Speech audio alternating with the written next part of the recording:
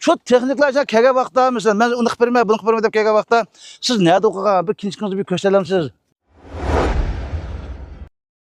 Tushundingmi? Yaxshimisilar ko'pchilik.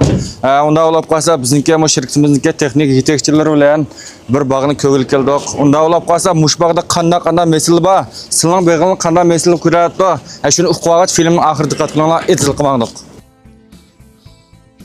İsmingiz nima? Ben Tunqvan. Men Tunqvan. Hozir mush Sunum qalan mana mo'ydalab ketgan taqma bozorda so'nib qoldim abi. Mo'ydalan bo'lib ketyapti. Ben bu saralın nimligini tushunmadim. Taqma hozir mana balam bilan biladi.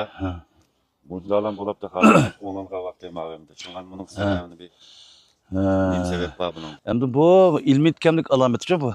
Buni kesel demaymiz. İlmiy kemlik alameti, fizyologik hadisa. O'sishda ma'lum bir ilmiyatning kam bo'lishidan kelib chiqadi. Yani bunun da azot ilmiyat kam deymiz, anadikin tümür kam deymiz, magniy deydigan bir ilmiyat var. Anadikin kaliy, bor qatorliq ilmiyatlar kam bo'lib qolgandimi, o'zining tangbungsizligidan bu bo'lgan hadisa bu. Andan keyin ikkinchi hadisa nima deganda, shu o'g'itga vaqtimizda biz organik o'g'it malcharini qilib beramiz emas bunga. Malcharini qilib berganda biz davomli taklif qilyapmiz. Ha, davlatimizda shu chiritmay o'g'it berishni chekligili 15 yildak bo'ldi. Etizlarning bo'ylarida ko'rimiz yab-yab bosaqmi, davlab shu yaltiroqlar o'rab yoki kakullay bilan sugab bunday dumlatgan o'g'itni ko'ramiz.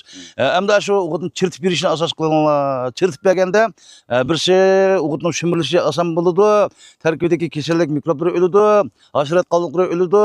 Andi ziyonli moddalar, masalan, simab, qo'qshin deydigan ziyonli ağır metallar qiymatli var. Onun zehri tugaydi deb mushunga dumlab berishni, pishirib berishni takliflayapmiz.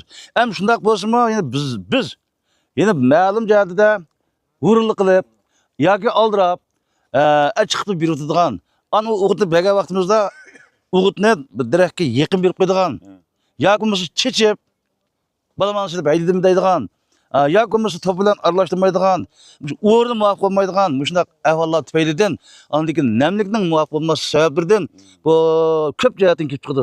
Yoki falon jihatdan kelib chiqadi deb qo'ysak, bu unda ilmiy bo'lmaydi.